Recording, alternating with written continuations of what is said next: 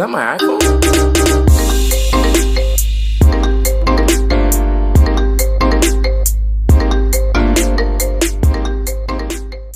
Eh bien, salut à tous. Aujourd'hui, dans cette vidéo, je vous propose un downgrade, donc de passer d'iOS 8.3 ou 8.4 à iOS 6.3 sur iPhone 4S, pour ceux que ça peut intéresser de revenir en arrière parce que c'est plus fluide ou juste pour la nostalgie.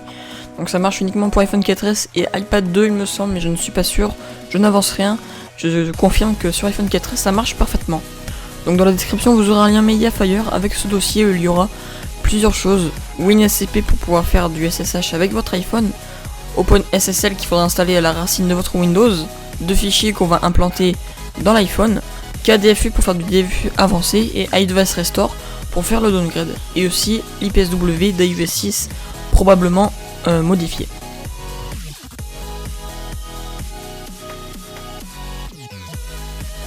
Donc pour débuter, vous jailbreakez votre iPhone soit iOS 8, vous installez OpenSSH, ensuite vous le connectez à votre ordinateur, vous lancez WinSCP pour pouvoir installer les 2 petits fichiers à la racine de votre iPhone. Donc vous l'ouvrez, ensuite vous mettez en hostname, c'est l'adresse IP de votre Wi-Fi, donc vous allez dans Wi-Fi, vous faites le petit i à côté, et vous prenez l'adresse IP, donc c'est en général ça commence par 192, et ensuite des chiffres.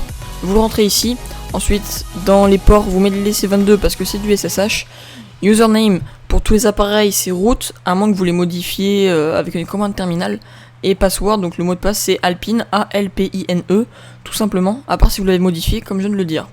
Vous faites login, et si vous n'avez pas installé OpenSSH, ici ça ne fonctionnera pas.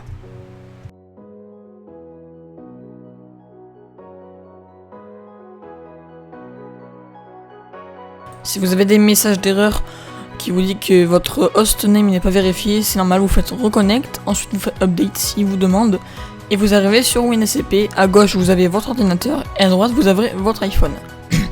Donc sur la partie ordinateur, vous allez aller sur votre bureau, dans le fichier downgrade, où on a tous nos fichiers, et dans votre iPhone vous allez à la racine, donc juste le slash, pardon.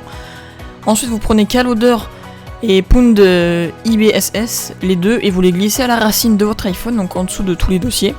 Vous les glissez, et après vous pouvez lancer le terminal de WinSCP pour mettre les commandes et pour pouvoir exécuter ces fichiers. Donc c'est ici, ça lance une petite console terminale. On va rentrer une première commande, donc c'est chmod espace plus x espace kloader, donc kloader. Vous faites entrer, donc ça va l'exécuter.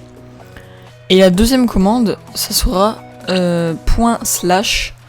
/kloader espace pound pwned ibss en majuscule, vous exécutez. Et à la deuxième commande, quand vous allez exécuter normalement, votre iPhone va s'éteindre, il sera en DFU avancé, et donc le logiciel va vous dire qu'il ne capte plus d'iPhone, c'est normal vu qu'il est en DFU. Donc à ce moment là vous pouvez fermer tout le logiciel, fermer toutes les fenêtres, et après ce sera bon avec WinSCP.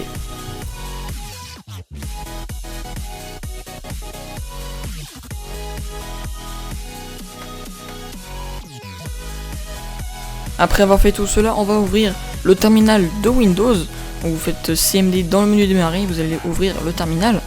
Donc on va rentrer sur le bureau en fait. Donc on fait CD espace desktop, excusez-moi, donc avec un D majuscule.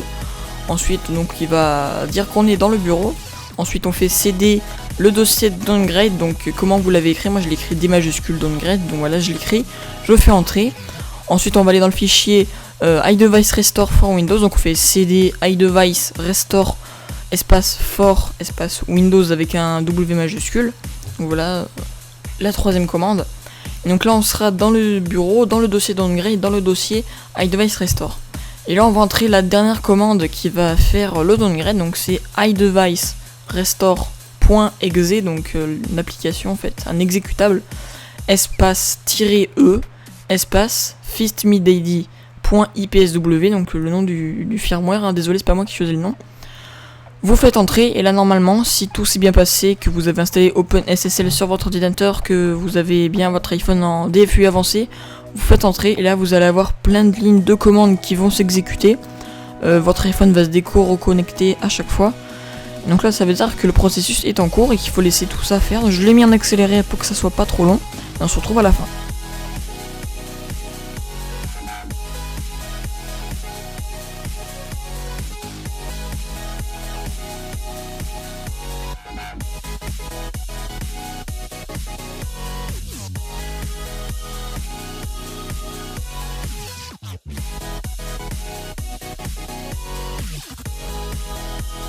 Donc à la fin normalement il y a marqué Dawn en très gros. Donc ça veut dire que normalement ça s'est bien marché, que tout a bien marché. Votre iPhone est en train de se rallumer avec la pomme style iOS 6, avec une barre de chargement large comme iOS 6. Donc là ça veut dire que tout s'est bien déroulé correctement. Donc iTunes s'ouvre, vous pouvez le fermer. Là il dit qu'il n'y a pas de carte SIM dans cet iPhone. Voilà, on va pas plus rester dessus. Donc voilà pour ce petit tutoriel. Si vous avez des questions, n'hésitez pas dans les commentaires à me le dire. Si vous avez eu des problèmes, j'ai peut-être eu les mêmes, je vous expliquerai. Donc voilà, à la fin, dans le fichier iDevice Restore, il y a le fichier FixMeDaily. Donc ça veut dire que ça a fait ça comme ça. Donc voilà, n'hésitez pas à faire ce tutoriel, à me dire si ça a bien marché, si vous aimez bien iOS 6 ou si vous préférez rester sous iOS 8. Moi je vous dis à une prochaine vidéo. Ciao tout le monde!